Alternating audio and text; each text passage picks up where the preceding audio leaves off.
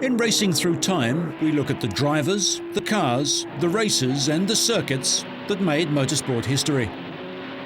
The history of Italian motor racing is full of world-famous marques. One of the most fascinating, with a long history of success, is Maserati. The company built Grand Prix cars, voiturettes and sports cars, and achieved considerable success in each category.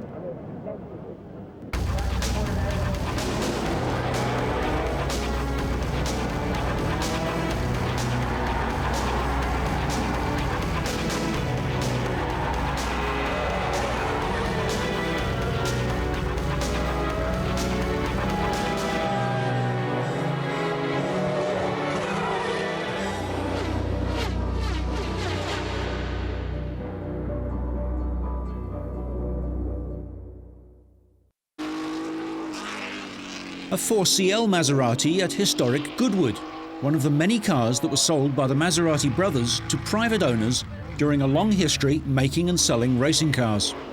Their most famous car was the 250F.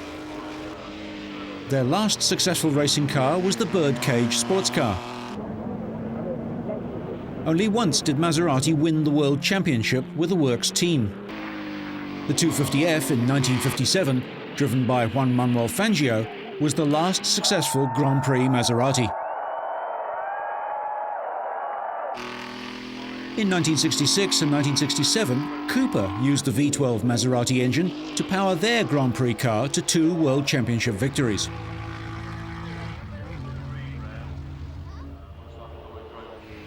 Maserati has a long and interesting sporting history, which was unbroken over 3 decades. The Maserati trident emblem comes from Neptune's statue in Bologna. The company grew out of a tuning shop, which 3 of the Maserati brothers, Alfieri, Bindo and Ernesto, built up in Bologna. Their first car, the Maserati Tipo 26, was based on a 2-litre Diato, reduced to 1492cc with an 8-cylinder twin-overhead camshaft engine. It made its racing debut at the Targa Florio in 1926, winning the class. A radical new design in 1929, called the V4, had a V16 made up of 2 straight-8 engines on a common crankcase. This 4-litre engine developed 280 brake horsepower at 5,200 RPM. In 1930, Borzacchini won the Tripoli Grand Prix. In 1933, the 8C3000 and the 8CM3000 were built, with a 3-litre 8-cylinder engine. Campari won the French Grand Prix at Montlhéry. And when Nuvolari returned from Alfa Romeo to Maserati, he won the Belgian Grand Prix, the Coppersciano and the Nice Grand Prix. Maserati made sports cars and small-capacity racing cars, as well as Grand Prix cars. Maserati and Alfa race around Monaco. At this time, motor racing was very much a rich amateur's sport. In order to do so successfully, you had to have the right equipment and have it properly prepared. This 8CM Maserati was originally purchased by Anglo-American Whitney Straight from the factory, typical of the wealthy private owners of the 1930s who went racing. The White Mouse represented Siamese Prince Chula Chakrabonsa's team, which he set up for his cousin Prince Bira later in the car's career. The definitive version of the 3000cc Grand Prix car and replacement for the 8C 2800 and 8C 3000 was the Tipo 8CM. Using the engine from the 8C 3000 and the frame concept and suspension system developed for the 4CM 1100, these developments came together in the single-seater, the 8CM. In original form, the 8CM developed 225 brake horsepower at 5,500 RPM through its supercharged straight 8-cylinder engine. C stands for cylinder and M for monoposto or single-seater. Maserati, Alfa Romeo and Bugatti were the major companies who produced racing cars. Bugatti was from France.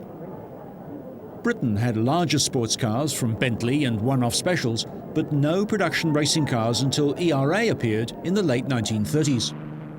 Racing in Britain was confined to hill climbs and the speed bowl of Brooklands. A road racing tradition didn't emerge until Donington was opened and the Campbell circuit at Brooklands at about the same time. Alfa Romeo raced their cars in factory teams, so private owners who wanted to compete in the major races of the time had to buy from Maserati. Whitney Straight on a wet day at Shelsley Walsh Hill Climb. Straight held the outright record.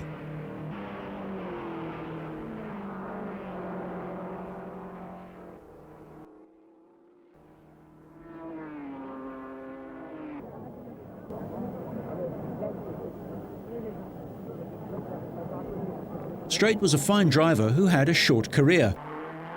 The Anglo-American retired from racing before he was 30 and went on, amongst other things, to become boss of the airline BOAC, now known as British Airways, and head of the British Post Office.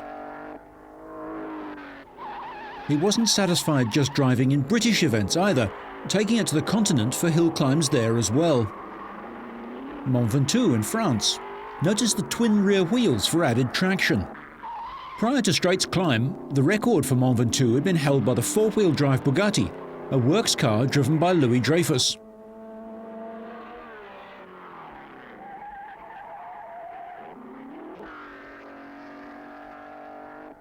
Meanwhile, the Maserati operation expanded in all directions. The first Maserati Grand Tourer with a Castagna body made its debut at the Milan show in 1931. Count Theo Rossi del Montlera used a Maserati engine in his powerboat, the Montlera 12, which went on to claim the world water speed record.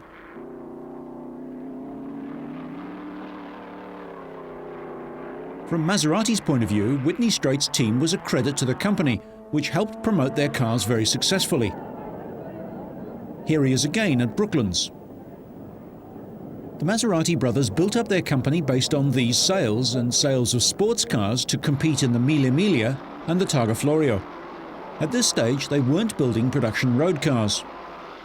Maserati's little cars were winning races on tracks all over Europe, and the brand was rapidly gaining a reputation for advanced engineering. Among its innovations were the world's first hydraulic brakes. After winning the South African Grand Prix at the end of 1934, Whitney Straight retired from racing and sold the Maserati to Harry Rose. He had the engine sleeved down to 2.7 litres to take advantage of current regulations and handicap racing that was then popular. He engaged rising star Richard Seaman to drive, and no one could catch him. It was this drive, and a drive at the wheel of Hans Rusch's Alfa Romeo, that saw Seaman accept an invitation to drive for Mercedes-Benz. The 8CM was then sold to Prince Chula for Prince Bira to drive.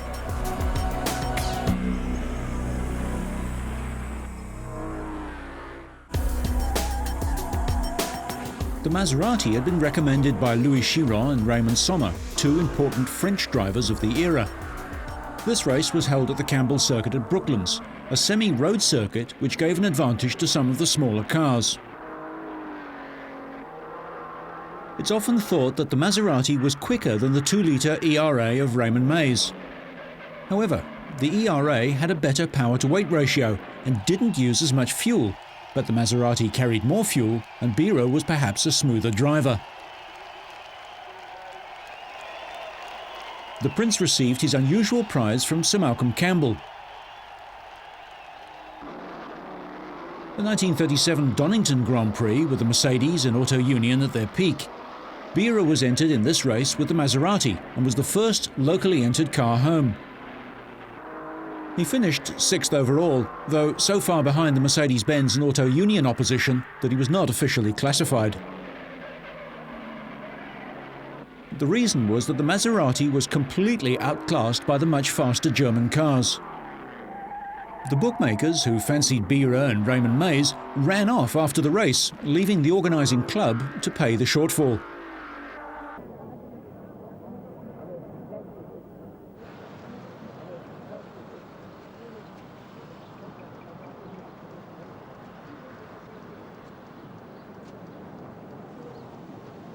This race was held for both the new 3-litre Formula and also Voiturette cars. None of the British ERAs were entered, and the main interest centred on the new 3-litre racing cars. Auto Union was not present, so it was Alfa Romeo and Maserati who were to challenge Mercedes in the first big race for the new formula.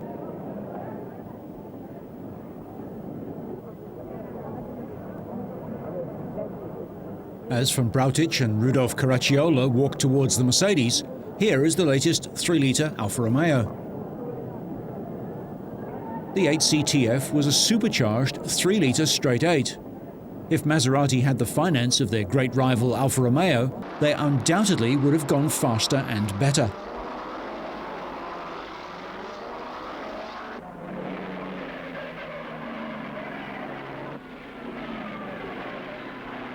From the start, it was Count Trossi who went straight into the lead. He established the fastest lap in the Maserati 8CTF and was running away from the field of Mercedes and Alfa Romeos. Had the car lasted, it could have won. Meanwhile, in the Voiturette category, there were many crashes, costing the life of Hans-Hugo Hartmann together with a serious injury to Giuseppe Farina. Victory to Mercedes-Benz once more. The hat-trick for Hermann Lang, who won Tripoli on every occasion that he entered there.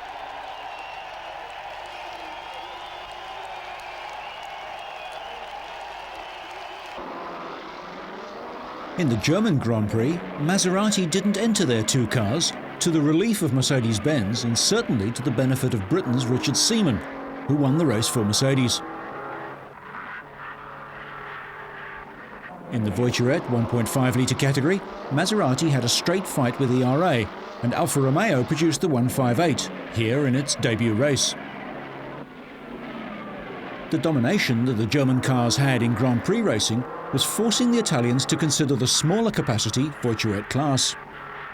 Maserati built a new 4-cylinder model, the 4CM, with a choice of either 1500 or 1100cc engines. At the Coppa Acerbo in Pescara in 1938, the two Maseratis acquitted themselves well, although both retired. In the Italian Grand Prix the same year, Trossi finished in 5th place.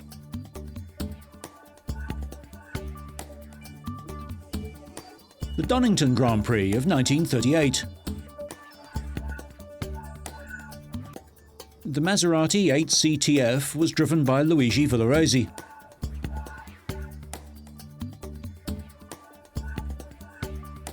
Nuvolari to drive for Auto Union. Notice the detachable steering wheels. At the start of the race, there was a disappointment for Maserati.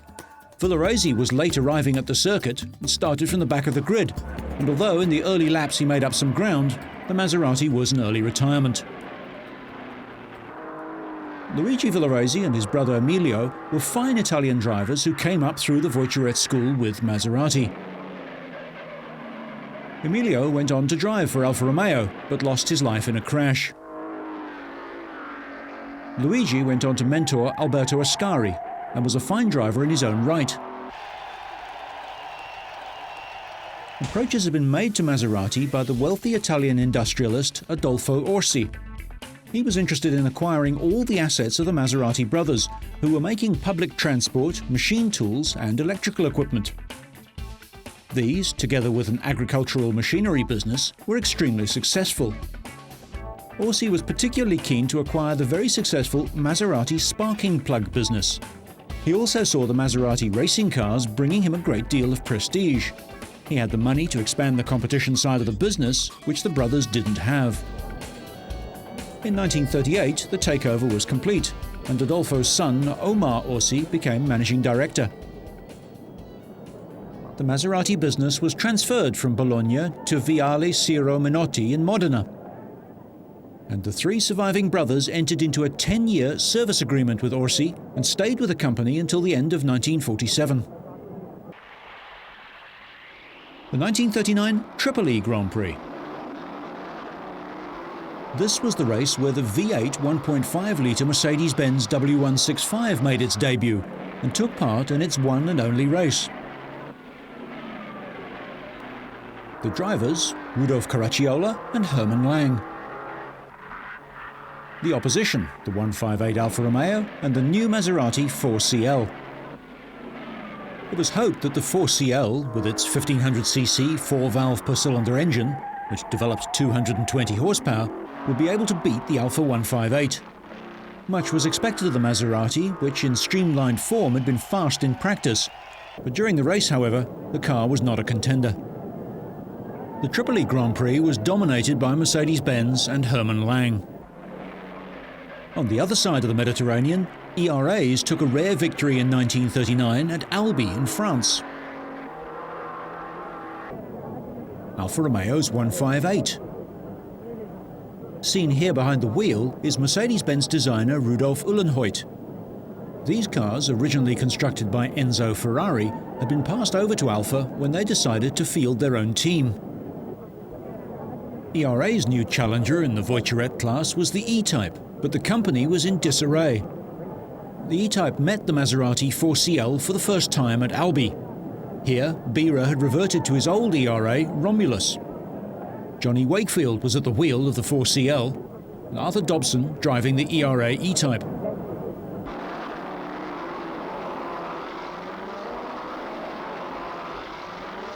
Dobson led the race, but called into the pits because the engine wasn't sounding good, and unfortunately lost the car and dented the rear end, and he became a retirement.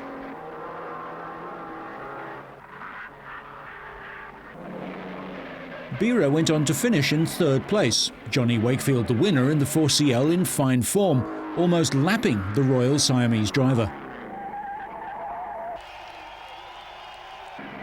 The German Grand Prix of 1939. Notable for two things: Rudolf Caracciolla's final victory in his career, and the performance of Paul Pietsch, a discard from Auto Union. Now a successful publisher, he drove his Maserati superbly and could well have won the race but for failing brakes. Eventually, Pietsch went on to finish in third place, but not before he had frightened Mercedes and Auto Union.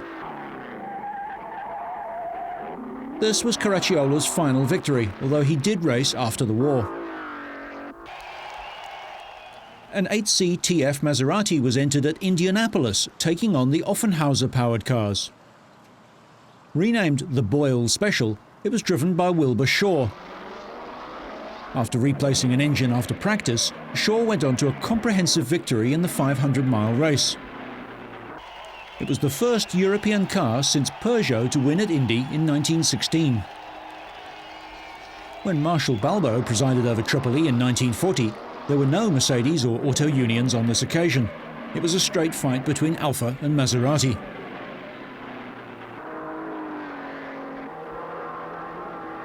Victory went to Farina with the Alfa Romeo 158, with Villoresi in second place in the Maserati 4CL.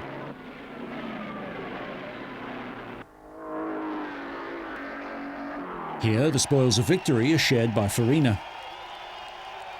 At Indianapolis in 1940, it was another victory for Wilbur Shaw.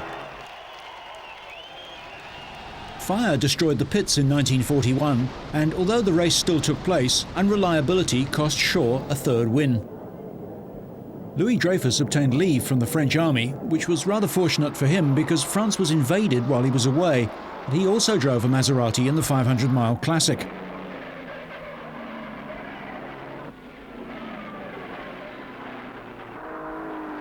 The Second World War saw an end to motor racing in Europe and in America after the Japanese had attacked Pearl Harbor in December of that year.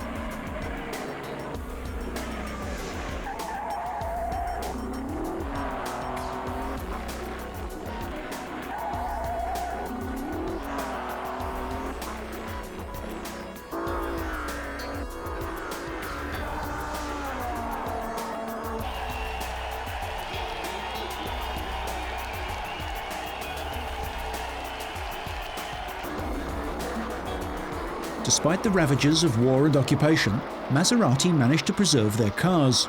They and Alfa Romeo had a number of cars ready for the restart of motor racing in 1946. There was no longer an official Maserati team as such, but the company was represented by Scuderia of Milano, which had several 4CLs which they entered for a number of leading drivers.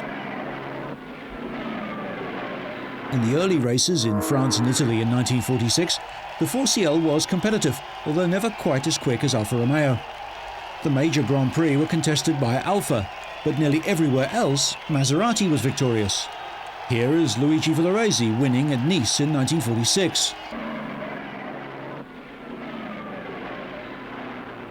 Over in America, at Indianapolis, the 8CTF Maserati was dusted down and raced to third place in the first post-war 500-mile race in 1946.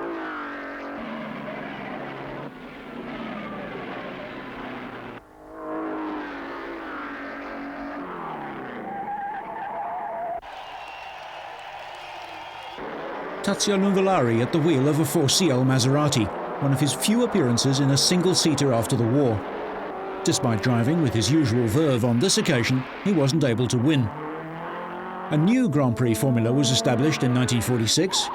This was for 1.5-litre supercharged or 4.5-litre unsupercharged cars to the pre-war Voiturette regulations.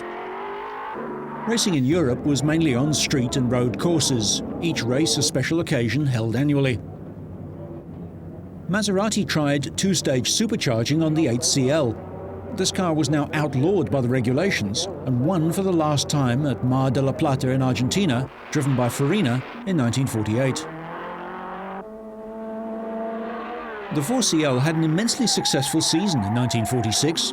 Two great French drivers emerged, Jean-Pierre Vermille, seen here at the wheel of an Alfa Romeo, and Raymond Sommer, chasing him with the 4CL. Development potential of the Alfa Romeo was greater than that of the 4CL.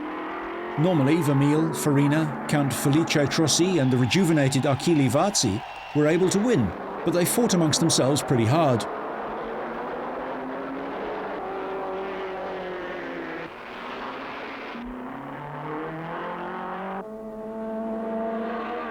Here, Farina was the winner in Geneva.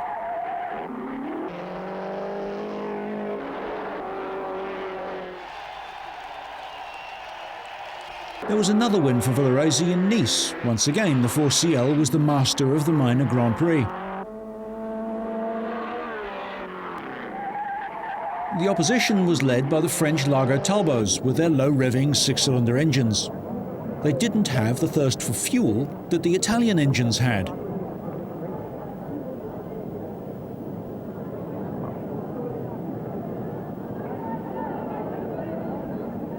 This is the 1947 Belgian Grand Prix, the first post-war race at the famous Spa-Francorchamps road circuit. Alfa Romeo were victorious here, and the driver that led them home was Jean-Pierre Vermille. His experience went back to the early 1930s, and by now he was at the height of his skill and could have been the first world champion. However, 1948 turned out to be a sad year for Alfa. First, the pre-war ace Achille Varzi was killed in the Swiss Grand Prix. This is the French Grand Prix on the very fast Reims circuit, and another win for Vermille. British drivers were yet to make their mark in Grand Prix racing, and Reg Parnell was their best driver. His son, 1960s F1 team owner Tim Parnell, remembers the era. I was still at school, but I still went to one or two interesting motor races with him. One memorable occasion was when the Zandvoort circuit opened in 1949, and the BRDC were invited to organise and to do the race there. And I remember as a small boy going there, and we lived in the barracks at Haarlem. All the mechanics and several of the drivers lived in the barracks at Haarlem. And my father was fortunate to win the first heat at the Zandvoort track, and then the final was a very, very good race between Tony Rolt and Birra. Of course, my father had spun on one of the early laps, and the result was that Birra won by about a fifth of a second. Both Birra and Parnell were running 4CL Maseratis. Birra's car still entered by the pre-war Equipe White Mouse stables. Birra and his cousin, Prince Chula Chakrabongse, didn't get on with Parnell. And yes, there was quite bitter rivalry between Birra and my father. I don't think they really got on very well together, actually. I think that's perhaps one of the few occasions that my father did sort of feel like that about fellow drivers, because he did have a very good personality with regard to other drivers. The 1948 San Remo Grand Prix saw Maserati introduce their completely revised 4CLT 48.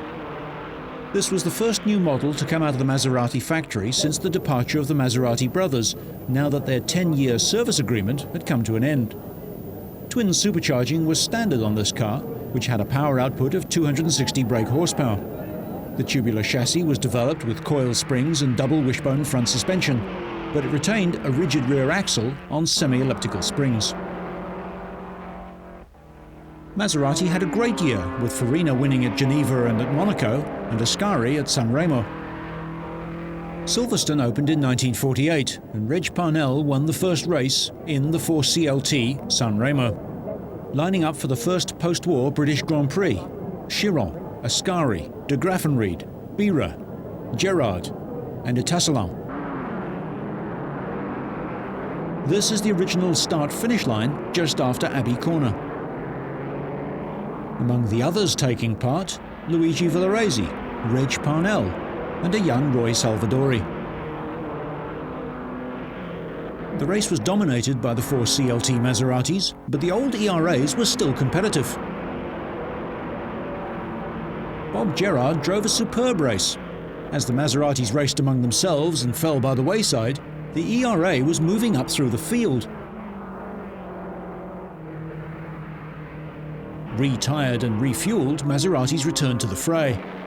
Eventually, it was Luigi Villoresi who was to take the checkered flag in victory in the first British Grand Prix at Silverstone.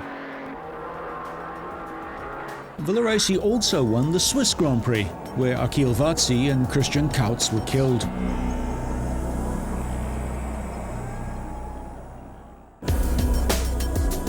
Luigi Villoresi's protégé, Alberto Ascari, had finished second in the 1948 British Grand Prix.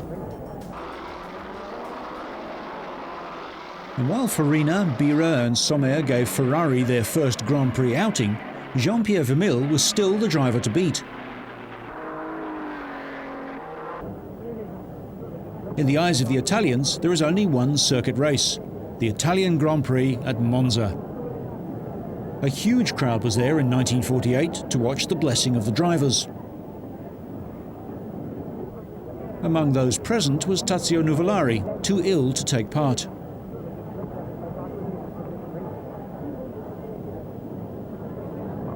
Another veteran, Luigi Fagioli, was keen to return to racing.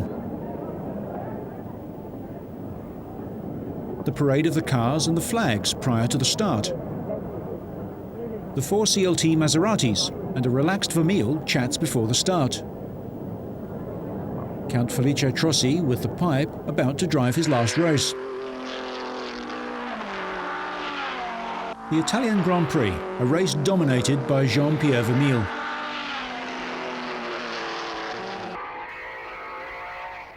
His wife times him, and the checkered flag awaits a great driver.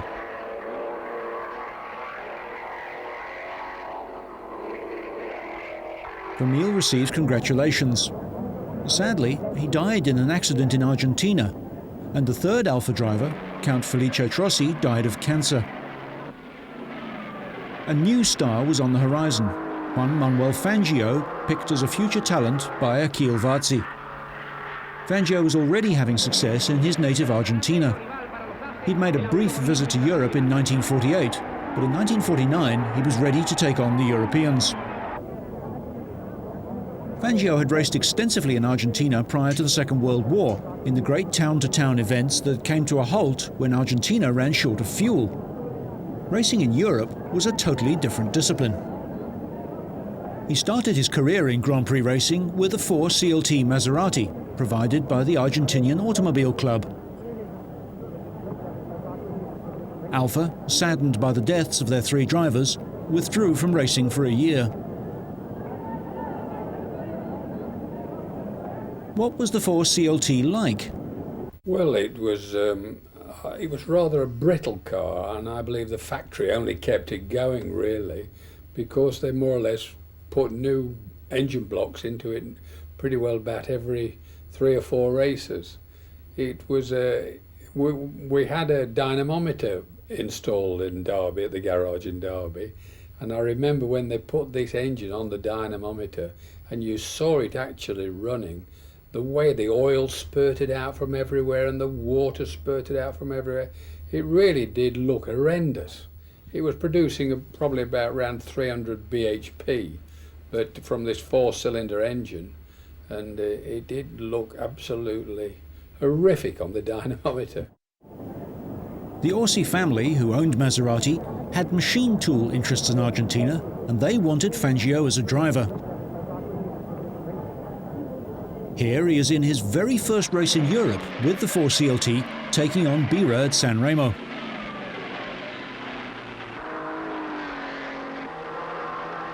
Fangio won, and the two drivers became close friends. In his first season in Europe, Fangio took 4 important victories.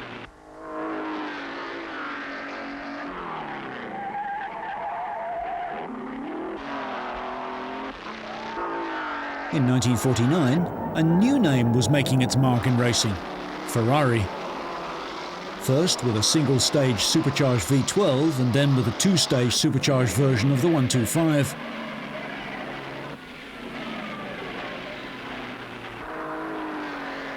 Spa in 1949, and Maserati, Talbot and Ferrari were evenly matched during the year, all taking their fair share of wins. Louis Rossier with a Talbot and Louis Chiron, also Talbot, had a fierce battle with Bira's 4CLT and Peter Whitehead's single-stage supercharged Ferrari.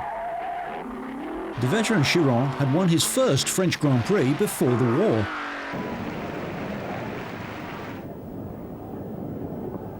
Ascari drove a Ferrari at Silverstone in 1949, Louis Chiron a Talbot, and this was the Daily Express trophy. The winner, Ascari, was chased all the way by Farina in a special Maserati, and he took the flag, literally.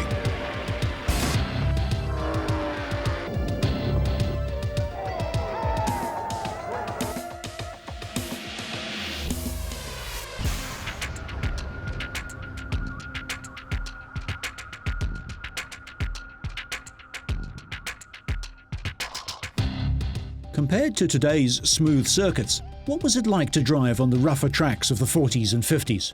Historic racing expert Willie Green. Some of the circuits then were so bumpy that if you didn't have independent front suspension, it tended to deflect the car and throw it offline. Nowadays we're driving on billiard tables and you don't need suspension, so you really don't need geometry again. It's just like a big go-kart. And the B-Maxwell cars handle a great deal better than any of the cars with independent front suspension. The 1949 British Grand Prix at Silverstone. Reg Parnell chats to John Eason Gibson, the secretary of the organising club, the BRDC. Here's Villoresi, the winner from last year, looking forward once again to a good run and still with a 4CLT. Bira has arrived in his Maserati sports car and chats to de Graffenried, both of them driving for Enrico Plate. Only one Ferrari was entered, a single-stage, short-chassis car for Raymond Mays, the very first Van der Velde Ferrari. Prior to the start, the drivers had time to speak to each other and to enjoy life. It was serious when they got out there on the track, but off-track there was fun. Lord Howe, about to brief the drivers, Bob Gerrard, and walking away, Raymond Mays on the right of picture. David Murray, later of Ecurie Ecosse, and Roy Salvadori in the black overalls and helmet.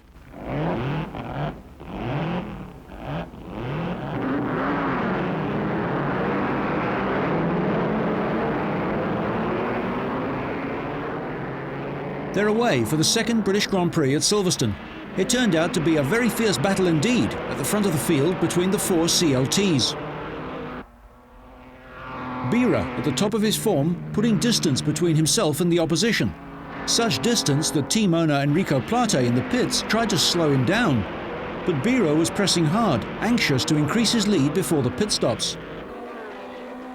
De Graffenried comes in with car number 2. Bob Gerrard in the ERA, and now Bira, flat out, but his brakes were fading. As de Graffenried went back into the race, Bira hit a marker barrel, damaging the car badly.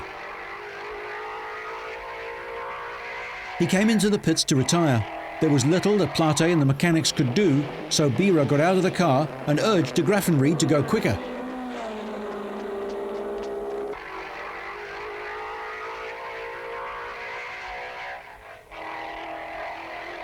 Lord Howe talks to a disconsolate Plate. Reg Parnell comes in to retire his Maserati, crash hat off already. He knows his race is run. Into the lead went Baron Emmanuel de Graffenried, the second of the Plate Maserati drivers holding off the assault from the ERAs to take victory. Bira applauds, and Joan Gerard congratulates her husband Bob for third place. Another rising Argentinian star, Jose Froilan Gonzalez in a 4CLT Maserati at the Dutch Grand Prix at Zandvoort, and the refueling stop that went wrong. Fire put out, Gonzalez unhurt, and de Graffenried and Bira finishing second and third. By 1950, Villaresi, Ascari, Fangio and Gonzalez had moved on from Maserati. Prince Bira still had his 4CLT chassis, but fitted with a 4.5-litre Maserati Oscar engine. Oscar was the company run by the Maserati brothers after they had left the Orsi-owned Maserati. Here at Goodwood, without a crash helmet, which wasn't mandatory at non-championship races, Bira was able to see off Parnell. In the autumn of 1950, Bira had to give best to Parnell with a BRM, but here he was able to keep the Derbyshire farmer at bay. The team manager was Tony Rudd, later of BRM, and Bira was acting as more or less his own mechanic. Maserati couldn't afford to take on the Alfas and Ferraris in the new Formula One World Championship and decided to concentrate on building a Formula 2 car, the A6 GCM 2000. Two new cars were built initially. Each A6 GCM used a dual overhead camshaft single ignition engine with 160 brake horsepower, derived from the A6 GCS and on a chassis similar to that of the 4CLT 48. Formula 2 was for 2-litre unsupercharged and 500 supercharged cars. Alfa had dominated Formula 1, but they withdrew at the end of 1951. As there were only Ferrari, some pre-war Talbots and the unreliable BRM available, race organisers decided to make the World Championship for Formula 2 cars. This suited Maserati, who were able to return to racing at the highest level. The change of formula brought a change of car for Fangio. The reigning world champion was now back driving for Maserati. However, Fangio had a bad crash at Monza, which put him out of action for a year, and Alberto Ascari easily won in 1952 and 53 in the Ferrari 500.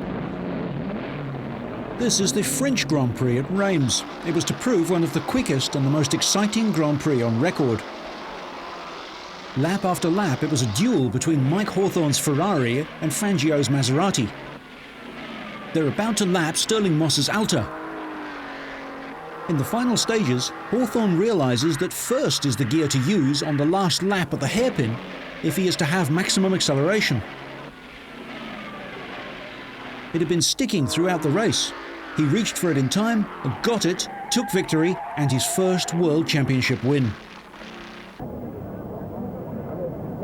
At Silverstone 2 weeks later, Gonzalez started on half-full tanks and Fangio drove a superb race, although Ascari was again the winner.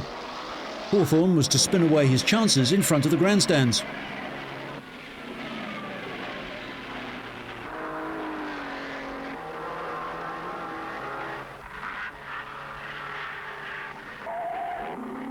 At the Nürburgring, Ascari lost out for once. A wheel came off his Ferrari after he'd led the race.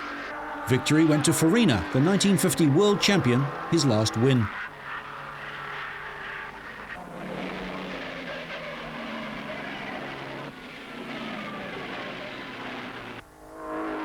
Maserati may have lost the championship battle to Ferrari, but in the Italian Grand Prix, they had a long-awaited win.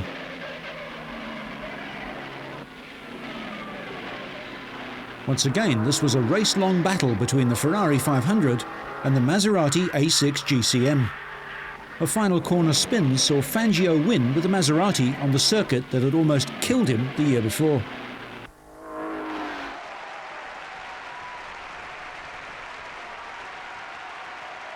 '54 saw the greatest Grand Prix Maserati ever, the 250F. And what made it so good? It's big, it's strong, it was designed to last 300-mile races on bumpy street circuits. The brakes were very powerful. There's nothing wrong with drum brakes as long as they've been set up by somebody who understands them. And I have never had any trouble overtaking anybody in a braking area when they've got disc brakes. The 250F combined the best from the A6 GCM, the inline six-cylinder engine, dual camshafts and dual ignition, and new developments including a new differential unit with a ZF transmission mounted overhanging in a transverse position, a tubular space frame by Colotti, and a de Dion axle flipped 180 degrees. There were Houdil vane dampers and Barani wheels.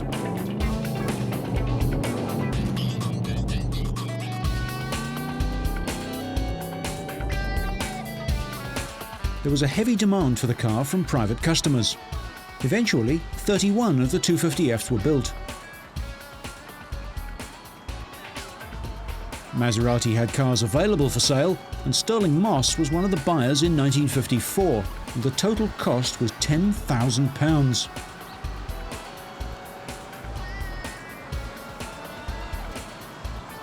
In 1954, Fangio won in Argentina and Belgium, and then changed to Mercedes when they were ready to start racing in the French Grand Prix. Moss was now invited to join the Maserati Works team after proving his ability.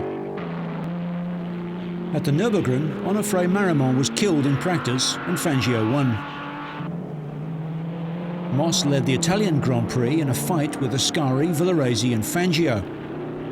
Villoresi drove a fantastic race, but he too had to retire, while Moss pushed his car across the line. Fangio went on to victory and his third World Championship. The evolution of the 250F continued in 1955 with the adoption of a new cylinder head, a 5-speed gearbox, a more aerodynamic body, disc brakes and fuel injection. For 1955, Maserati had Jean Beira, an ex-Gordini driver who was not really able to maintain the pace of the top 3 or 4 drivers. Although Maserati won a number of non-championship races, Prince Beira, for example, winning the New Zealand Grand Prix in his final season, it was not a good year for the team. Retirements came aplenty. Mercedes won race after race, but they too retired from motor racing at the end of 1955. Sterling Moss rejoined Maserati for 1956. The great thing about Maserati is their cars were beautiful to handle. I mean, the Maserati was a much nicer car to drive. A 250F was far nicer than the 196. A 300S sports car was nicer than the SLR. I don't say it wouldn't beat them. It wasn't as reliable, it wasn't as good a car, but the Italians put into a car something of themselves and the beauty of style, and they're such lovely people. I mean, I had in the Mille Miglia, my brake pedal broke off. It could have been a very serious shunt, and I came and showed it to the mechanic, and the guy was sufficiently moved that he cried. And anybody who has that much love for the sport are wonderful people to be working with in something that you love. And therefore the change, although it was from the sublime to the ridiculous, coming from Mercedes and Neubauer, the greatest team in the world without a doubt at the time, and going along to Maestro Ugolini, a Superman, great smell on the stopwatches and everything, a good tactician, but with their haphazard ways, if you like, wasn't as big a step as it sounds to those who weren't there, because I was going from one really important thing into something where it was their love, and that was very important. The first Grand Prix of 1956 was the Argentine Grand Prix in Buenos Aires. Maserati had a new team chief for the race, Ferrari manager Nello Ugolini. Maserati had a strong team with Moss, Beira, Carlos Mendittenguy and Froilan Gonzalez making a one-off appearance. Ferrari had Fangio, Luigi Musso, Eugenio Castellotti, Olivier Gendebien and Peter Collins, and Fangio went on to win the race.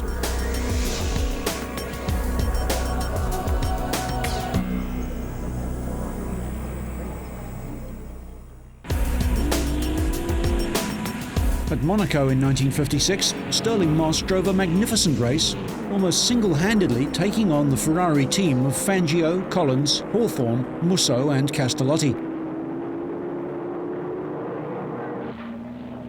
It was a great victory for Sterling and for Maserati.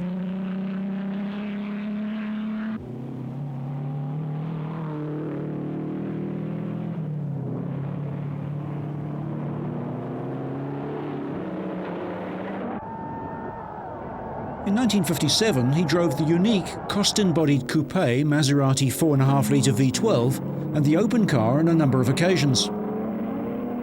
With 3-litre Maserati sports cars, he won a number of races, but here at Le Mans, however, the old Jaguar D-Type saw them all off. Moss continued to drive Maseratis to the end of their career. He's seen here at the Nürburgring in 1956. He won the Italian Grand Prix, helped over the line by fellow Maserati driver Luigi Piotti.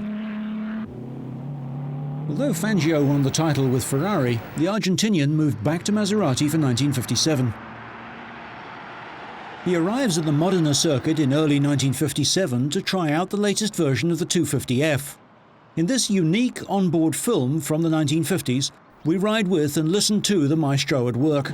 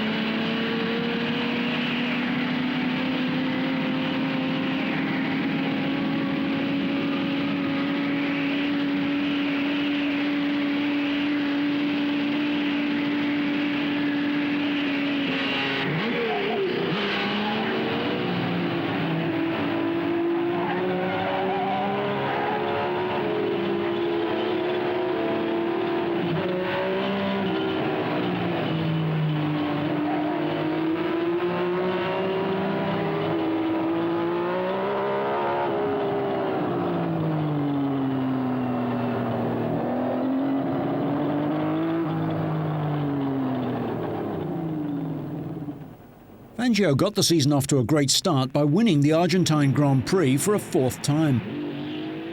At Monaco, all the Maserati team drivers tested the new V12 engine 250F, but decided to drive their 6-cylinder cars in the race. Stirling Moss had joined Vanwall and led away from Hawthorn and Collins in Ferraris and Tony Brooks in his Vanwall.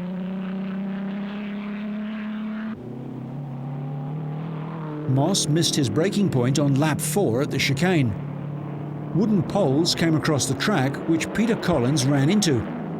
Fangio avoided the trouble, but Mike Hawthorn tapped Brooks and ended up on top of Collins's car, so the 3 British stars were out of the race. Fangio went on to win, with Tony Brooks in second.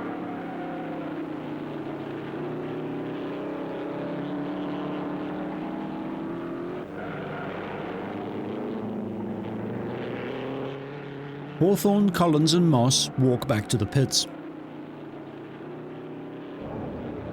Brooks was tiring at the end, leaving the way open for an easy Fangio win.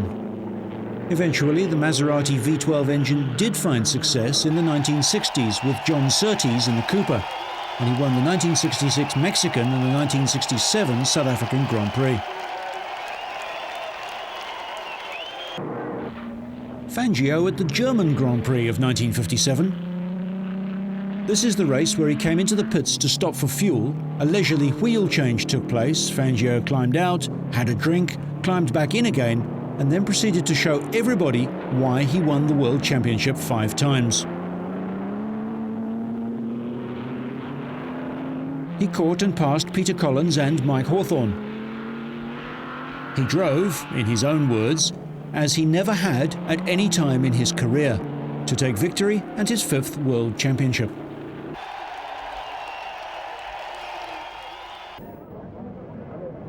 By 1958, Maserati were being overtaken by the Ferrari, Vanwall and the new breed of rear-engined Coopers.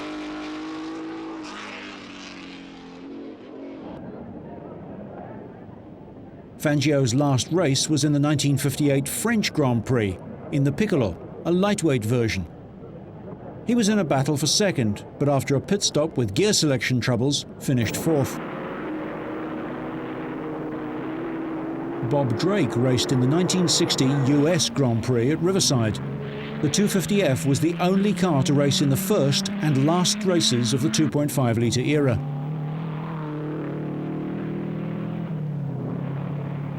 The cost of running a works team, the costs of developing the sports car V8 engine, and unpaid bills due to the downfall of the Perón government in Argentina made Maserati's financial position difficult, and the Orsi family closed the racing section, leaving just the sounds of the 250F.